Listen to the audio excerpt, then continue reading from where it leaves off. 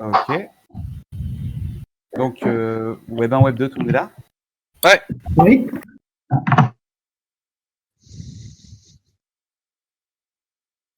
C'est rigolo, ça commence avec la présentation d'un réseau, quoi. Oui. On a eu 3 petites images qu'on a choisies, on a voté pour laquelle qu'on voulait. C'est mignon, ça. Bon, on va commencer à se lancer, je pense. Qui se chargeait de faire l'introduction? J'ai complètement zappé. Excusez-moi.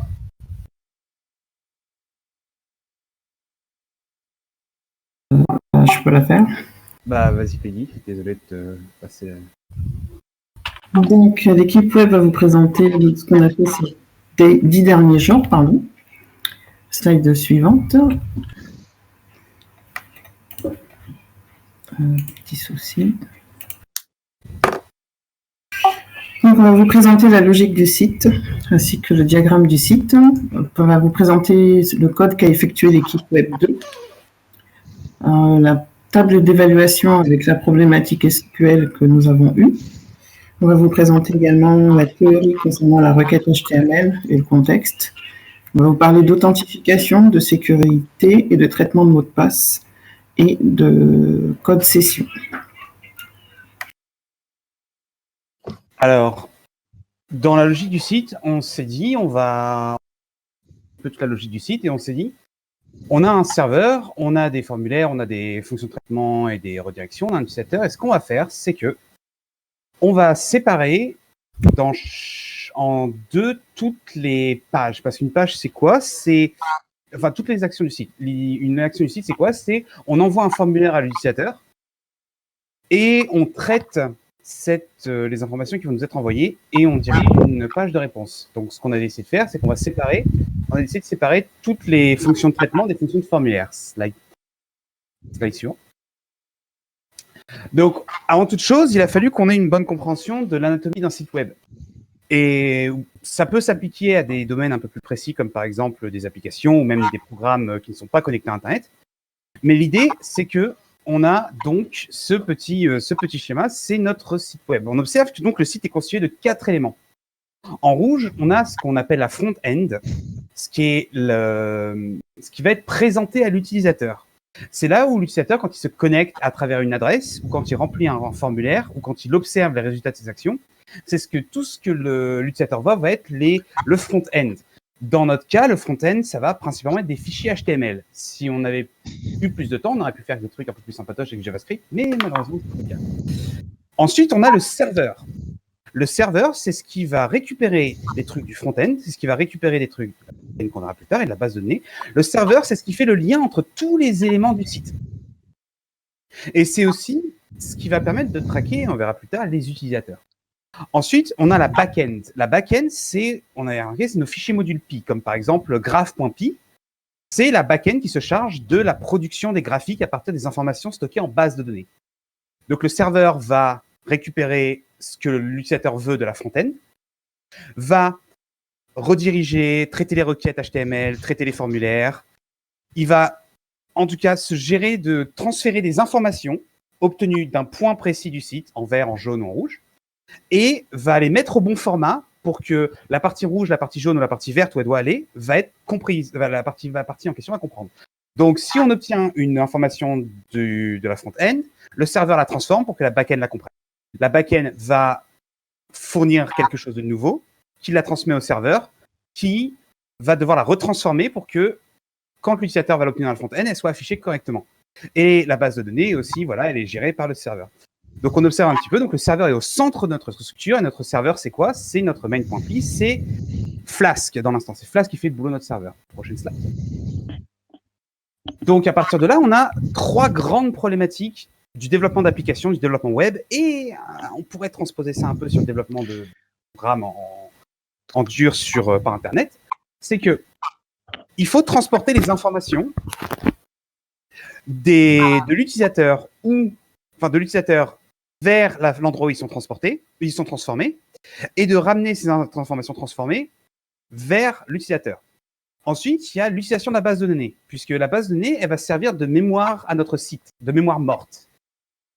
Et ensuite, on aura la troisième problématique qui va être comment est-ce qu'on va traquer les utilisateurs, pour que si un utilisateur demande, si on s'imagine que c'est un restaurant, si l'utilisateur 1 vient au restaurant et demande un steak et l'utilisateur 2, je suis végétarien, je veux une salade, on doit s'assurer que les informations sont correctement traitées, non seulement au niveau de l'information en tant que telle, mais au niveau de qui va la récupérer. On ne veut pas que notre végétarien ait un steak et on ne veut pas que notre carnivore ait une salade.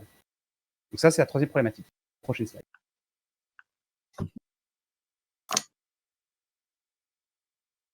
J'avais laissé le micro coupé. Donc là, on va vous présenter ce sur quoi nous on a travaillé Web 2. Donc tout d'abord, on va dire on a travaillé vraiment sur 2 pages en particulier, la page du profil des élèves et la page tableau du tableau qui liste tous les élèves. Donc là, on est sur la fonction profil select. Alors la fonction profil select, c'est une sorte de formulaire qu'on va utiliser avec le HTML qu'on va voir après avec la méthode post, qui va nous servir tout simplement à choisir l'élève que l'on veut, dont on veut avoir la description entre guillemets. Donc dans la fonction, on va définir d'abord la date de défaut. Donc en général c'est la date du jour, tout simplement parce qu'il va y avoir un petit calendrier dans les choix du formulaire, pour observer le profil de l'élève suivant le moment de la formation. Bon, le print, ça on peut le mettre de côté, c'était juste pour voir jusqu'à quel endroit la fonction fonctionnait quand on faisait les essais. Enfin, le little connect adresse base de données, ça je pense que pour la plupart d'entre vous c'est clair, on se connecte à la base de données. Ensuite, avec le Wiscon, on va tout simplement faire une sélection, on va créer une variable qui va contenir des éléments d'une des colonnes. Donc en fait, le df va nous servir à retirer la colonne, enfin ça va pas à retirer les éléments, à lister en fait les éléments de la colonne élève pour ensuite la transformer en liste.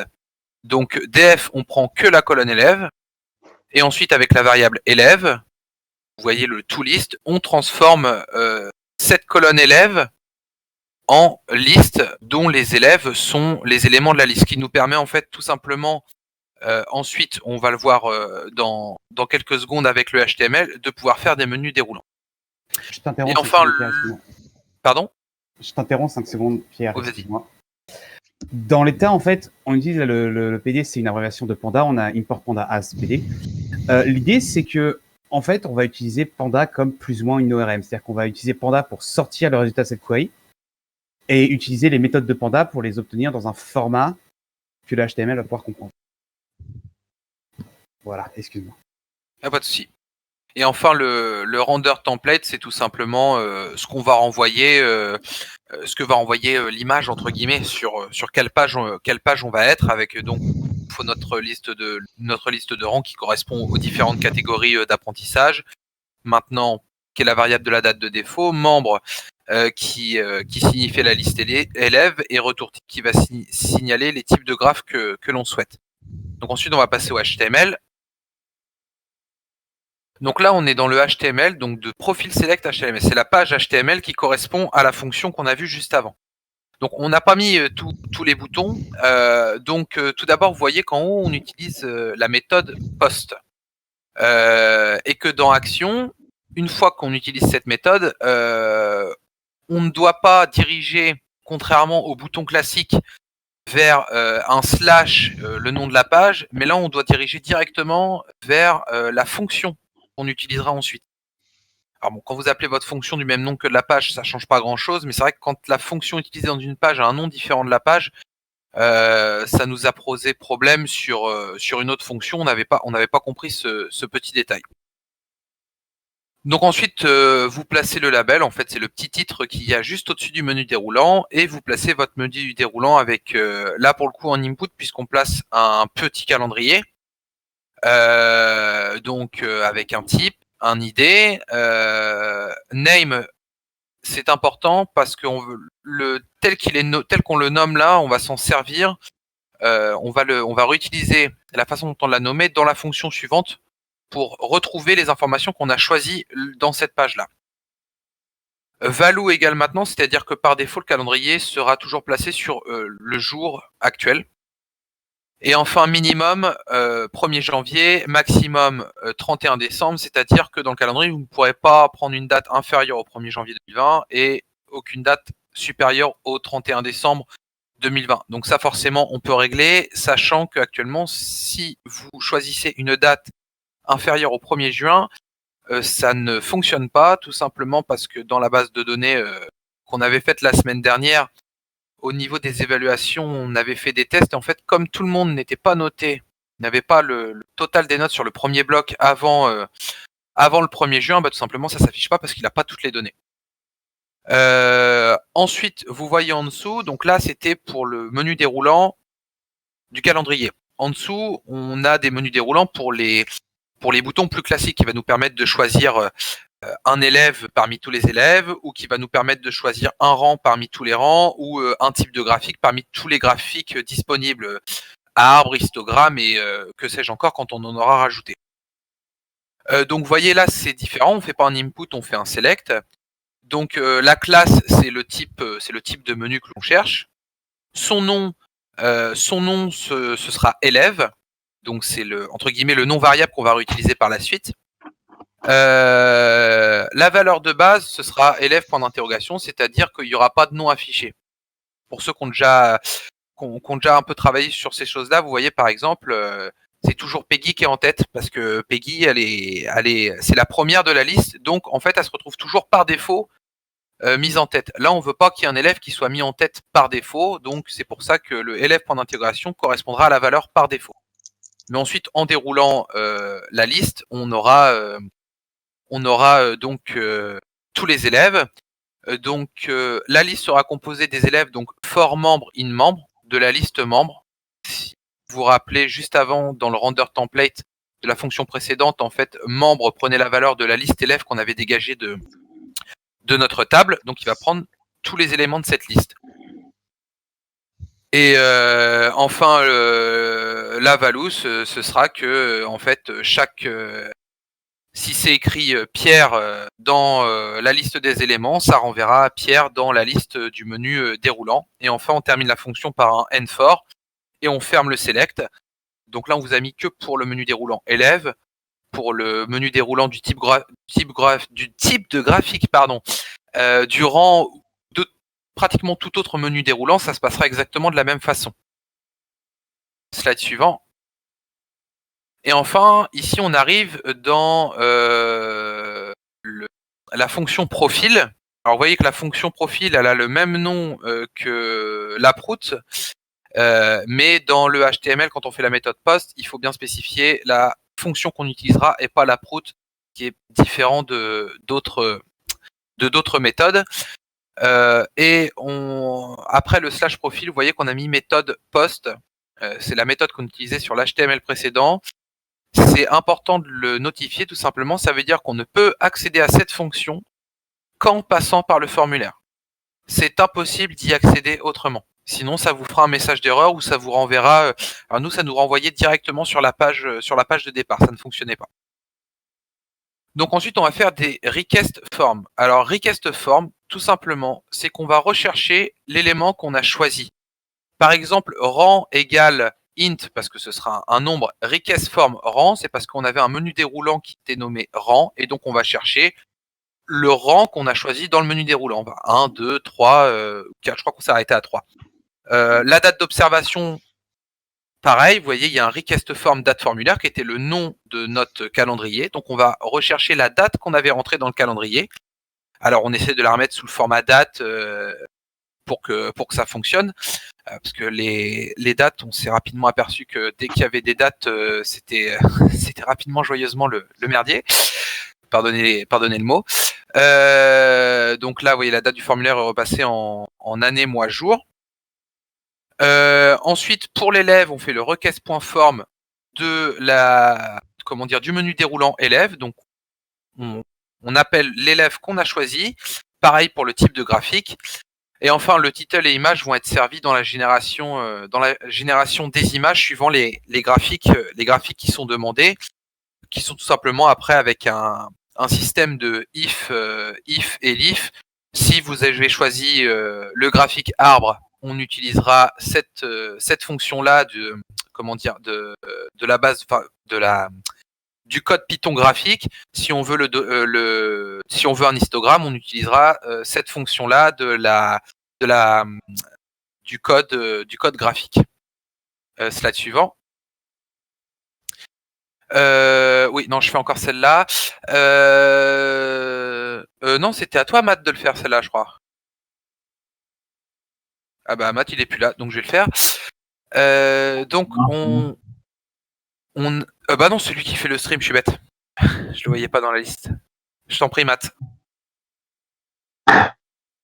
Non, c'était pas moi, c'est là, mais c'est pas grave. Ah non, toi, c'est la suivante. Ok, bah, désolé. Du coup, la date par défaut, c'est datetime now en date. On récupère la date du jour. Comme on avait dit, le calendrier était bloqué. Était par défaut sur la date du jour. Light Connect, adresse base de données, c'est la connexion avec la base de données. Donc, avec la connexion, on fait une data frame par une Panda qui fait, là, c'est une lecture de SQL. Select distinct, c'est sélectionner distinctement un élève du tableau évaluation. C'est-à-dire que s'il y a 150 lignes mais 10 élèves, bah, là, on est 17. Ça, voilà. Donc, ça va renvoyer que 17 valeurs, les 17 élèves différents. Donc, pareil, en deuxième data frame, mais cette fois-ci avec les évaluateurs, qu'on met en liste dans deux variables différentes, élèves et formateurs, et qu'on renvoie par return under template sur la page HTML élève eval select.html en renvoyant les valeurs élève, formateur et date par défaut, qui dans le HTML seront membres, formateurs et maintenant. Du coup, là, l'évaluation méthode post. Donc, méthode post, c'est par rapport pour récupérer le formulaire. Élève, request form, formateur, request form. Élève, formateur, c'est pour récupérer les données rentrées par l'utilisateur. Du coup, on l'a mis en commentaire parce qu'on n'a pas pu l'utiliser au final parce que les dates, on a eu un très gros problème avec ça. Donc, pour le petit détail, c'est datetime.strptime et c'est pour récupérer la valeur d'entrée de la date. Pourcentage Y, pourcentage M, pourcentage D, c'est année, mois, jour. strftime, date.strftime, pourcentage D, pourcentage M, pourcentage Y, c'est pour la forme de sortie. En fait, on récupère en année, mois, jour et on l'a ressorti en jour, mois, année pour coller à la base de données. Donc, date fin, date début, date fin, parce qu'on était censé sélectionner une fourchette. Mais on peut sélectionner, en fait, comme ça, on peut sélectionner une date spécifique, mais la fourchette, ça n'a pas marché. Ensuite, avec la connexion, toujours, c'était les différentes possibilités, les différents cas pour renvoyer le tableau en fonction de si on choisissait un élève, un formateur, élève et formateur, ou si on ne choisissait rien du tout. Si on choisissait un élève, ça renvoyait toutes les données par rapport à cet élève. Si on choisissait le formateur, toutes les données par rapport à ce formateur. Si on choisit l'élève et le formateur, ça renvoie toutes les données de l'élève par rapport au formateur. Et si on choisit rien, ça renvoie le tableau complet. Et donc, nouveau, là, ça serait df.toHTML, classe. Donc, la classe, il me semble que ça renvoie au, comment ça s'appelle? Au CSS pour l'apparence. Et donc, on envoie dans le routeur template la page sur laquelle on va aller avec le tableau HTML et les colonnes pour avoir les du tableau.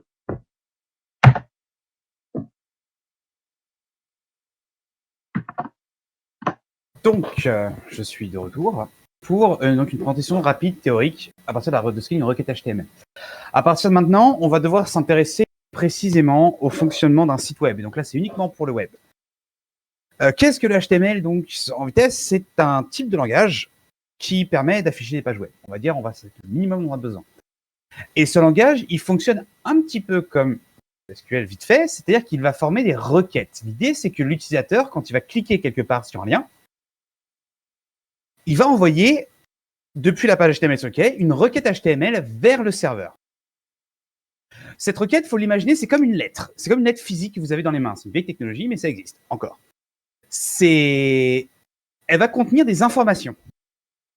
Une lettre, quand on regarde, il y a l'adresse de destinataire, il y a l'adresse de l'envoyeur. Elle contient aussi un en-tête de l'autre côté. Elle obtient aussi, par exemple, si on pouvait cocher des cases, par exemple pour dire qu'elle devait être acceptée, qu'elle contenait quelque chose, etc. Et elle contient aussi le corps de la lettre, le truc qu'elle transporte. Et l'idée, c'est que toutes ces données, on va pouvoir les utiliser. Et Flask nous donne l'accès à ces données par rapport à ce qu'on appelle des proxys. Alors, un proxy, c'est quoi en vitesse? C'est un intermédiaire entre deux entités. Donc, l'idée, c'est que pour accéder à l'intérieur des requêtes HTML, on va prendre l'exemple de post qu'on a présenté il y a quelques minutes de cela. Pour accéder au contenu de post, on a utilisé request. Et request, c'est basé sur le nom de la requête. Une requête, c'est request en anglais. Et donc, en fait, quand on utilisait request.form, Flask récupérait la requête HTML qu'il a envoyée sur la page et regardait s'il y avait un formulaire qui était venu avec et nous y donne accès. Et c'est ça que faisait request, en fait. Et maintenant, on va parler d'un deuxième proxy, qui est le proxy session. On va devoir parler du proxy session. Et le proxy session va nous permettre d'accéder à ce qui s'appelle le cookie. Le cookie, vous avez déjà vu dans un site quand vous avez cliqué, à cause de la loi européenne qui est passée récemment, ils sont tous obligés de le dire en permanence, c'est ce site contient des cookies qui permettent de vous identifier. Un cookie, c'est un truc qu'on va rajouter à la requête HTML qui va être contenu à l'intérieur et qui va dire, en fait, un cookie, c'est un tag d'information qui est unique au site. Donc, chaque fois que vous allez sur un site, vous allez avoir un cookie pour ce site et il va être unique à chaque utilisateur. C'est-à-dire que quand vous allez sur le site va vous donner une carte d'identité, il va dire, OK, toi, t'es toi, tu es toi, toi, tu es toi, tu es venu voir ça, tu as fait ça chez nous, pour pouvoir garder la trace de ce qu'a fait l'utilisateur, pour pouvoir agir sur ces informations. Donc ça, c'est une requête HTML. On peut passer à la slide suivante. Et je laisse la main. Oui. Alors, qu'est-ce qu'un compte? Alors là, on est sur une page de code HTML où justement c'est le traitement de la création de compte. Et ce compte utilisateur va comprendre donc un nom de compte qui va identifier l'utilisateur, un mail, deux mots de passe identiques pour éviter la faute de frappe, ainsi qu'un niveau de sécurité du compte qui pour le moment est renseigné par l'utilisateur mais qui ne devrait pas l'être. Et ce niveau de sécurité permettra ensuite de déterminer les différents accès qui seront autorisés à l'utilisateur. Slide suivante. Alors, sécurité et mot de passe, comment ne pas sortir de mot de passe en clair? Donc là, en fait, le mot de passe de l'utilisateur, ne doit jamais être stocké en clair sur la base de données. Donc pour cela, on va limiter les stockages de variables en clair. Et donc si la requête est faite en HTTPS, là le mot de passe sera stocké au sein d'un formulaire encodé et qui ne sera donc jamais présent en clair sur le site ou sur toute autre forme. Slide suivante.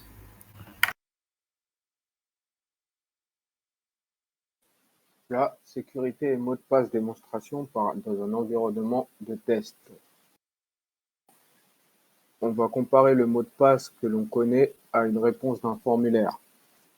On communique ensuite un mot de passe salé généré par la fonction de WhereTheSecurity. Un mot de passe salé, c'est un mot de passe transformé qui sera illisible pour nous et l'utilisateur. C'est ce que l'on va stocker. On veut vérifier avec la méthode checkPasswordHash le mot de passe salé et celui du formulaire. Donc, dans le serveur, on a un mot de passe et une réponse d'un formulaire et on veut le vérifier. Si mot de passe égale réponse formulaire, il peut passer. Mais le mot de passe est stocké en clair, mais ce n'est pas ce qu'on veut. On veut qu'il soit caché, donc à la ligne 10, on génère un mot de passe salé. À la ligne 13, on vérifie le mot de passe salé et le mot de passe non salé. Et ça fonctionne avec cette méthode checkPasswordHash. Parce que si on salait le même mot de passe, le salage serait différent à chaque fois. Quand on regarde les deux mots de passe salés, 1 et 2, on voit bien qu'ils sont différents et ça ne marchera pas. D'où l'utilisation d'une méthode spécifique et unique. Voilà.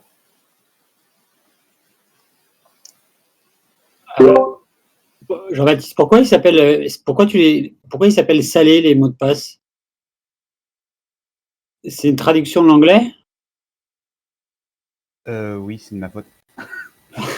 Parce que oui, c'est salted en anglais, je suis désolé. La traduction en français, ce serait pas crypté simplement? Encodé. Encodé? Encodé. Ok. Et alors, il y a un truc qui m'étonne, c'est que vous avez réussi à mettre un accent à une variable en Python. Ça marche, ça? Bah oui. Normalement, non. Normalement, non. Ouais. C'est parce que j'ai fait un tour dans les options Spider, donc j'ai dû permettre Ah, c'est vrai, tu as réussi à mettre des options avec le... Ouais, tous mes machins sont encodés en UTF-8, maintenant, ils sont traités en UTF-8. Ah oui, mais ça marche, c'est du Python 3. Alors, le Python 3, on peut mettre des... Ah, c'est formidable, hein. Ah, je viens de faire le test, ça marche. Donc, tu n'as pas d'option en particulier. Moi, ça marche dans ma console sans que j'ai... Ok, bah, on peut mettre des noms de variables avec des accents. Ah, c'est pas mal, hein. Très bizarre, hein, parce que moi, ça fait 20 ans que je programme et c'est la première fois que je vois une variable avec un accent. Mais... Est-ce que ça risque pas de générer des conflits justement si ton code est interprété par un autre ordinateur?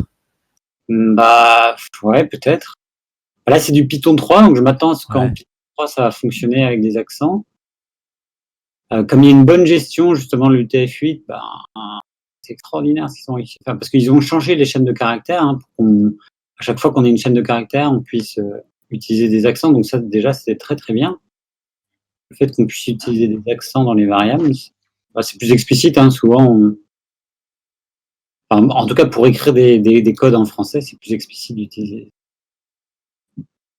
Alors, vous avez mis mot de passe salé avec un « et », vous avez écrit réponse formulaire avec un « e » et pas avec un « et ». C'est marrant. Ça, c'est parce que c'est moi qui ai tapé ça et je suis pas doué en français, je m'excuse sincèrement. Non, mais c'est... On va commencer à avoir des fautes d'orthographe dans le code, ça va être horrible. Non, mais... ouais, c'est ça. Non, mais je sais pas si... En fait, je vais regarder ce que les gens en pensent parce que c'est intéressant. Mais est-ce qu'il faut mettre des noms de variables ou des noms de fonctions avec des accents maintenant qu'on a la possibilité ou non? C'est une vraie question de savoir comment on peut écrire au mieux le code. Moi, pour l'instant, je dirais plutôt sans accent, mais c'est 20 ans c'est un héritage de 20 ans de contraintes, on va dire. Là, la contrainte n'existe plus. D'accord. Ok. Bon, excusez-moi de réagir sur cet aspect complètement anecdotique.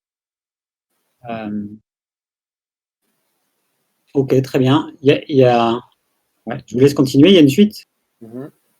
Non, slide suivant. Alors, la seule et unique variable qui doit être connue par le serveur est un mot de passe salé. On comprend que par sécurité, le mot de passe ne doit pas être en clair, car celui-ci ne présente pas une protection optimale contre le piratage par récupération de données du mot de passe. Slide suivant.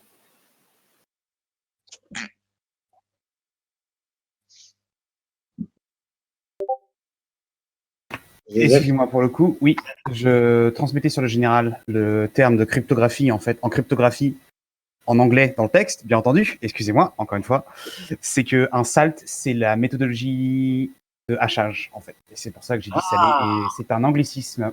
Et donc c'est pas mal, l'Académie française me tape pas sur les doigts, si elle me retrouve. Donc l'Académie française te taperait pas sur les doigts, c'est ça? Me taperait sur les doigts, parce que les anglicismes, c'est mal. Ah non, c'est de la traduction en fait. Ouais, mais tu le traduirais par quoi du coup? Si en anglais on dit salt, on va avoir du mal à trouver un... Oui, voilà. Le mot consacré, c'est ça en anglais? Qu'est-ce qu'on pourrait... Je vais regarder s'il y a un article Wikipédia équivalent en langue française. Okay. Bah, ils disent salage. Excusez-moi pour le coup, je me permets de crier, je l'envoie sur le général. Je sais pas salage en français. Le salage, si j'ai bien compris, c'est parce qu'il rajoute une couche dessus, voilà, comme si tu rajoutais du sel, quoi. En fait, on va prendre chaque caractère individuel, le hachage, et on va modifier chaque caractère individuel. Faire ça s'appelle du hachage. L'exemple historique le plus courant, c'est César, ce qu'on appelle le cipher de César, c'est que César, quand il écrivait des lettres pour qu'elles ne soient pas interceptées, il prenait chaque lettre de son message et il décalait de 13 caractères sur la droite. Par exemple, si c'était un A, ça devenait un N, et si c'était un N, ça devenait un A. Parce que ça a passé, ça faisait le wraparound, ça tournait, une fois qu'on arrivait à Z, on repassait à A. Même si Z n'était pas le dernier en latin, mais c'est pas grave, c'est pas le truc important. Et donc ça, c'est le hachage, c'est la méthodologie, tu prends un caractère et tu modifies. Et là, en fait, le sel, c'est une fois qu'on a haché notre petite viande, on a un steak haché, mais on veut qu'il soit encore un peu plus épicé pour pas qu'il soit lu, et on va modifier chaque caractère individuel avant de le reconstruire. Et la méthodologie de transformer chaque caractère, c'est le salage. D'accord. Voilà, c'est la cuisine. On fait de la cuisine aujourd'hui. T'as un truc avec les steaks, Joseph. On en connaît un peu plus en cryptographie. Voilà. Et oui, j'aime bien les steaks parce que c'est les pour expliquer les fontaines mécaniques. Bon, on rappelle rapidement ce que c'est que l'anatomie d'une requête HTML. Hein, c'est un petit rappel. C'est qu'on on s'est intéressé pour le coup au contenu POST, qui est le corps de la requête, et à l'idée que Flask fournit des proxys qui permettent d'accéder à tout ça. Mais là, il y a une problématique qui apparaît. Qu'est-ce qui se passe si on a 2 utilisateurs? Qu'est-ce qui se passe si on a 3 utilisateurs, 4 utilisateurs, 5 utilisateurs, 120 millions d'utilisateurs? C'est possible, il y a des sites qui voient 120 millions de personnes par heure. Et en fait, c'est répondu par 2 trucs. Le premier, c'est que dans chaque header, va y avoir l'identité de la personne qui envoie la requête. Et il va y avoir aussi un cookie. Et le proxy session, en fait, là où le proxy requête, il est plus ou moins bien nommé, c'est très simple de voir parce que ça permet d'accéder au corps de la requête. Le proxy session, ça va permettre d'accéder au cookie de la requête HTML. Et c'est là où c'est important. Prochaine slide. Alors, ça, ce sont des éléments de code orienté objet. On va appeler le serveur, donc, doit gérer des connexions multiples, potentiellement simultanées. Il doit donc posséder une compréhension de qui est qui et qui demande quoi à tout moment. Parce que, encore une fois, on reprend l'exemple de notre restaurant, les végétariens vont pas aimer si on leur sert un steak, et les carnivores vont pas aimer si on leur sert une salade. Donc, il faut envoyer les salades au bon endroit et les steaks au bon endroit. Il va commencer en mémoire, quand il va traiter un utilisateur 1, un utilisateur 2, un utilisateur 3, il va les séparer dans des threads, dans des lignes. Il va les stocker dans des petites colonnes dans son petit tableau intérieur de sa mémoire. Et chaque thread va posséder une instance de l'objet session. En fait, session est interprété comme étant un objet de classe session.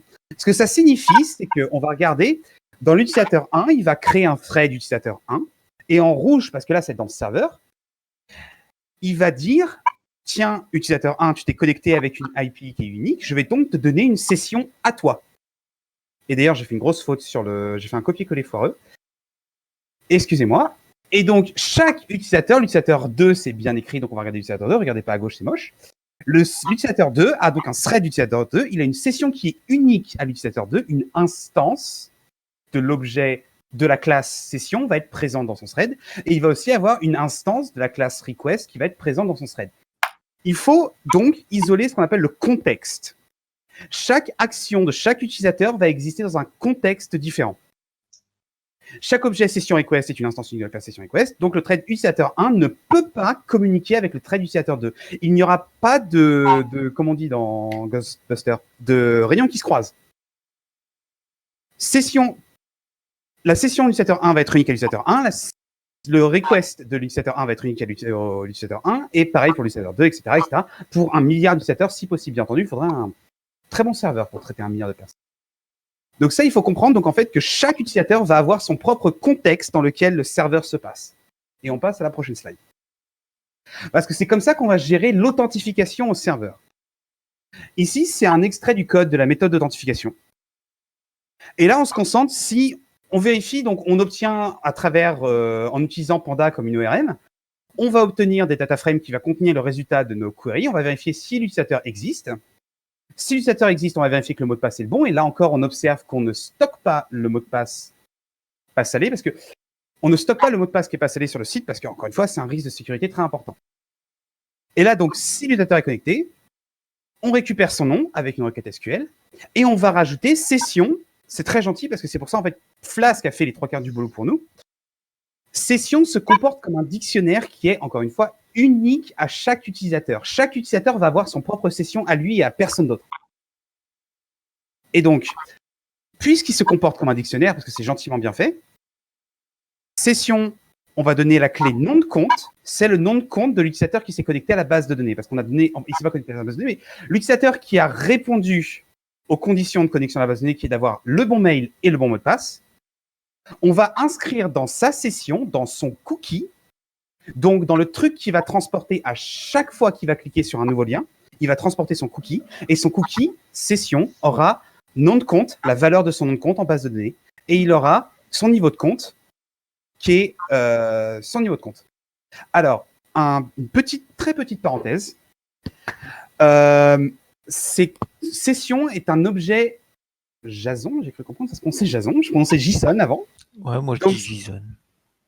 Ok, on a tous des prononciations différentes, c'est magnifique. C'est bien les machins trucs anglais. Donc, en fait, ça s'appelle un JavaScript Object Nominator. JSON. Ah merde. Ah, c'est ballot ça. JSON. JavaScript Object Notation. C'est en fait, HTML va utiliser un petit peu de JavaScript, donc quand on a utilisé un petit peu de JavaScript, pour stocker des informations. Toutes ces informations doivent exister sous format de string. Dans l'état actuel des choses. Bien entendu, si on avait un JavaScript wrapper sur notre site, ça, on en pourrait s'en passer.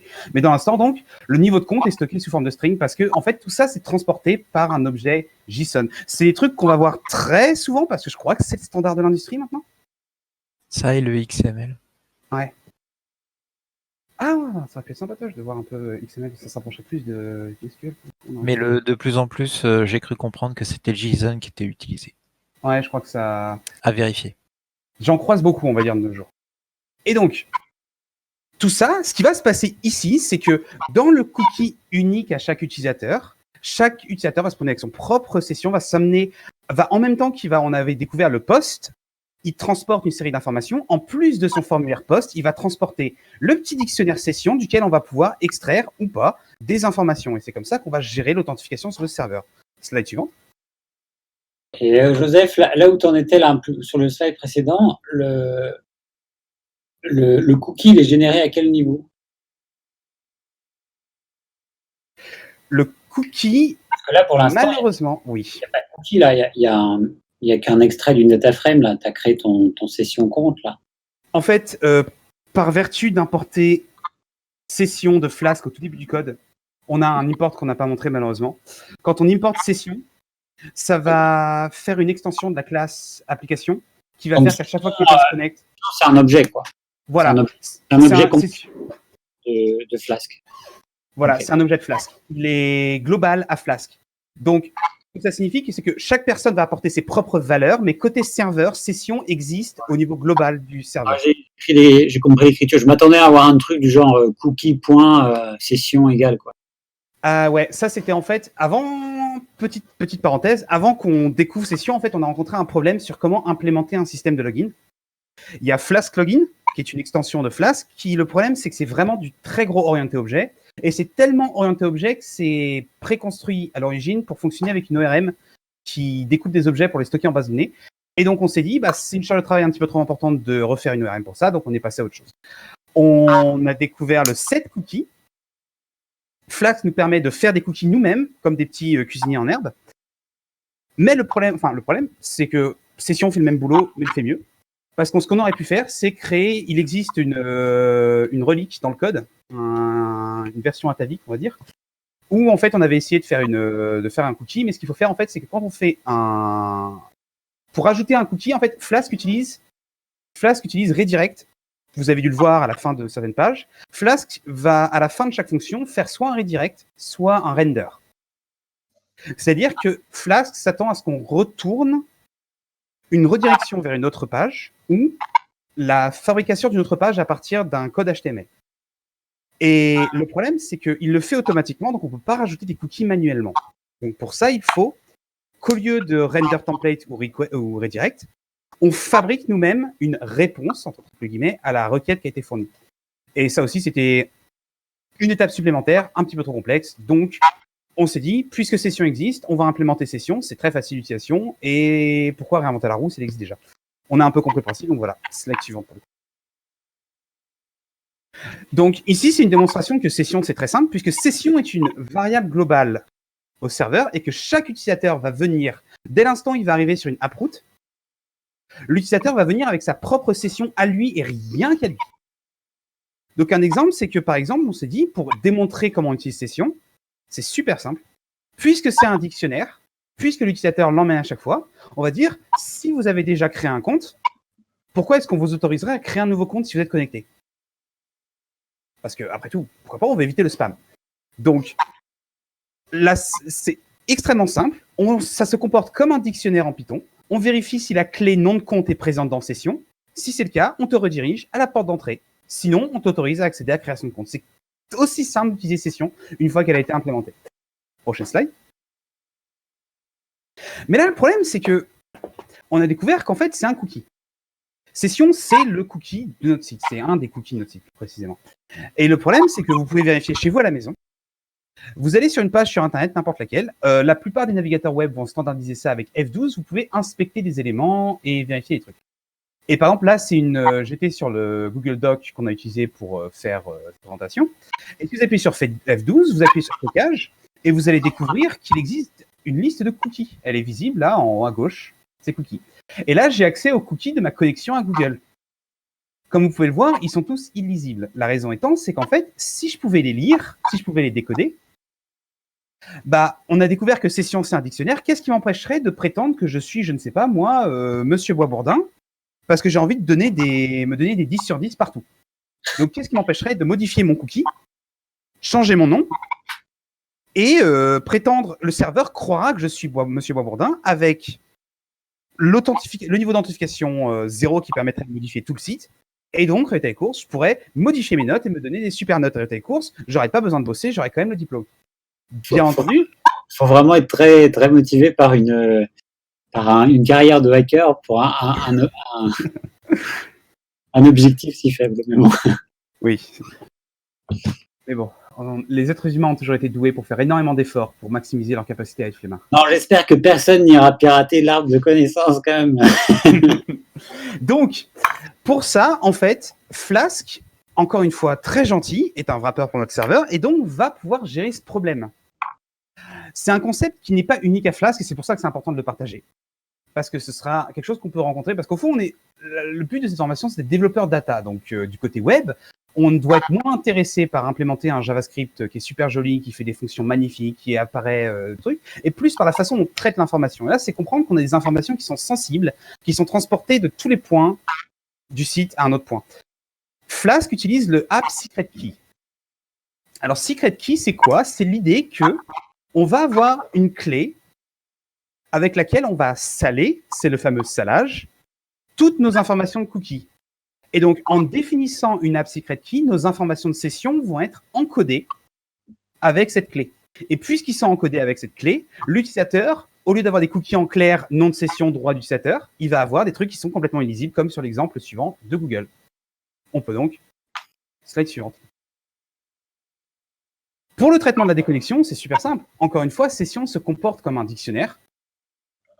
Donc, on a un petit formulaire qui est accessible si vous êtes déconnecté. Si vous êtes déconnecté, si vous étiez connecté, vous voulez dire, c'est simple, il suffit de pop le nom de compte et de pop le niveau de compte. Parce que on a défini dans l'idée, dans la logique de notre code, et ça pourrait être changé très facilement par la prochaine équipe, qu'une personne est connectée si sa session contient un nom de compte. Si elle est donc déjà arrivée au bout de la page d'identification. Donc, pour déconnecter la personne, ce qu'il faut comprendre, c'est que être connecté, en fait, c'est posséder, c'est la preuve qu'on est passé par l'authentification. C'est pas un statut, entre guillemets, c'est pas bonjour, je suis connecté, bonjour, je suis Jean-Pierre. C'est pas ça. C'est juste d'être passé par authentification, donc d'avoir dans le dictionnaire session son nom de compte. Si on est arrivé là, ça veut dire qu'on était connecté. Et donc, pour dire qu'on était connecté, c'est qu'on dit qu'on n'est pas arrivé là. Donc, il suffit de pop. Pop, c'est un truc qu'on va croiser beaucoup en informatique, puisque c'est basé sur les vieilles listes FIFO et IFO. C'est l'idée de faire sortir un élément d'une liste. On va faire sortir du dictionnaire session le nom de compte. Et on va faire sortir le niveau de compte. Et donc, la personne, dans son cookie, maintenant, si elle arrive sur cette page, ne va plus avoir, dans son dictionnaire session, son nom de compte et son niveau de compte. Donc, aux yeux du site, quand on aura une vérification si le nom de compte est dans session, elle ne sera plus connectée. Voilà. Slide suivante, je crois qu'il n'y en a plus. Non. Ok, moi j'ai une question. Donc, à votre avis, là, Joseph, Peggy et Jean-Baptiste qui avaient travaillé La méthode que vous avez utilisée, elle est sécurisée ou pas? Presque. Où est-ce qu'il y a une faille? Les cookies par défaut. Non, je crois que Flash s'en charge parce que là actuellement les cookies sont autodestructifs. C'est-à-dire que du côté du serveur, on stocke rien et le cookie session va être autodétruit à chaque fois que la personne ferme le navigateur. Donc c'est pas comme si une personne pouvait se connecter derrière une autre personne et garder sa session. Les trucs sont encodés, les mots de passe sont encodés, les cookies sont encodés, les trucs qui demandent des pages d'accès sont blocs, font des erreurs 405 si on se pointe pas avec la méthode POS. Et quelqu'un qui est muni d'un décodeur, donc il doit y avoir plein de décodeurs qui sont... Oui, la clé d'encryption des mots de passe n'a pas été précisée, donc c'est une méthode par défaut. Et au niveau de l'URL aussi, l'HTTPS, on n'est pas dessus? Oui. Au niveau de l'HTTPS, j'ai pas compris. Qu'on n'était pas du tout sur cette adresse-là? D'accord. Parce que dans l'état, j'ai oublié ce détail, mais mon Firefox, j'ai téléchargé un truc il y a longtemps, qui s'assure que si je suis toujours sur la version HTTPS d'un site, si elle existe, et là, on n'a rien pour forcer des connexions HTTPS quand on transporte un formulaire qui contient des données sensibles. Donc, on pourra avoir une redirection, c'est ça que tu vous dites? On pourrait forcer une redirection ou sortir de la requête HTML. Une personne qui snifferait les paquets sur le... quand une personne se connecte à Internet, son PC se connecte à son routeur, à sa box. De nos jours. Un PC se connecte au routeur et ensuite se connecte à Internet. Et si une personne est sur le même réseau, sur le même routeur, elle pourrait sniffer les paquets, elle pourrait vérifier, tiens, le PC 1, il envoie ça vers Internet, je vais regarder ce qu'il y a dedans. Et donc récupérer les données du formulaire parce qu'elles ne sont pas en HTTPS obligatoirement dans l'instant. Donc il y a ça comme faille de sécurité, au minimum. Moi, c'est juste une petite suggestion de chipotage, on va dire, c'est de ne pas mettre en dur dans ton serveur la structure de ta base de données. Pour pas laisser transparaître ta base en elle-même, quoi. Bah, dans l'idéal, on l'a pas montré, mais on a fait plein de... C'est quoi CRUD? Create? Genre, les 4 méthodes SQL communes qui sont fabriquées, ajoutées, modifiées et supprimées. Et on en a fait plein. Et dans l'idéal, on s'était dit, ce serait cool si, au lieu d'avoir tout ça dans notre serveur, on pouvait avoir un module, on va dire, dans module BDD, s'il y avait une fonction qui permettait de traiter tout ça, quoi. D'accord. Mais le problème, c'est que on a eu de nombreux débats sur qu'est-ce qui est la mission de l'équipe web et qu'est-ce qui est la mission de l'équipe base de données quand il s'agissait de faire ces trucs-là. On n'a jamais eu réellement de... Parce qu'il y a des moments où on s'est dit, est-ce que c'est le boulot de l'équipe web de fabriquer les requêtes SQL qui se connectent à la base de données? Est-ce que c'est le boulot de la base de données de fournir ces informations à l'équipe web? Ou est-ce que dans l'idée, il faudrait qu'on ait une fonction qui existe et que l'équipe web puisse faire un code qui... on aura juste à changer la fonction. Parce que là, dans l'état des choses, notre site web, si on change la base de données, la logique du site web reste, mais tous les accès à la base de données sont à réécrire à la main. Ouais, d'où le fait de ne pas les mettre en dur. Voilà, en plus. Pas les mettre en dur. Ouais, si possible. Hein. Après, c'est quelque chose qui rend en fait ton serveur plus malléable et les informations contenues dans le serveur moins transparentes. Parce que là, si la personne connaît la structure de la base de données, elle peut essayer de les sortir de diverses façons, diverses et variées, en contactant directement la base de données sans passer par le serveur. Tout à fait.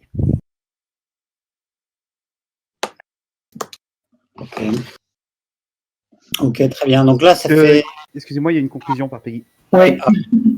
Donc, en conclusion, on peut dire que par rapport aux différentes problématiques que Joseph a énumérées tout à l'heure, par rapport au transport des informations, à l'utilisation de la base de données et à l'identification de l'utilisateur, c'est des problématiques qu'on a finalement résolues. On a constaté aussi qu'il était important de bien communiquer avec la base de données par rapport aux besoins que l'on pouvait avoir. On s'est aussi aperçu de certaines limitations avec l'HTML5. Et aussi du fait que pour avoir un web, il y a un souci avec le volume, non? Pour avoir un site web un peu plus dynamique, alors je ne connais pas JavaScript encore, mais bon, apparemment, ça serait peut-être plus pratique. Et ensuite, par rapport aux différents objectifs donc, qui nous étaient attribués cette semaine, on n'a pas tout atteint. Donc, on passe le relais à l'équipe suivante pour les points 3 à 5. Voilà.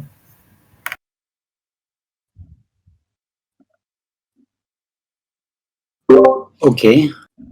Alors, en tout cas, vous avez bien bossé, donc c'est vraiment un super boulot d'accéder, de sécuriser les pages web et puis de donner des accès différenciés suivant les personnes. Là, il est 16h. Là, il est 16h. En fait, on va pas avoir le temps de faire tout ce que je voulais faire d'ici 1h. Donc, on va continuer. On continuera demain matin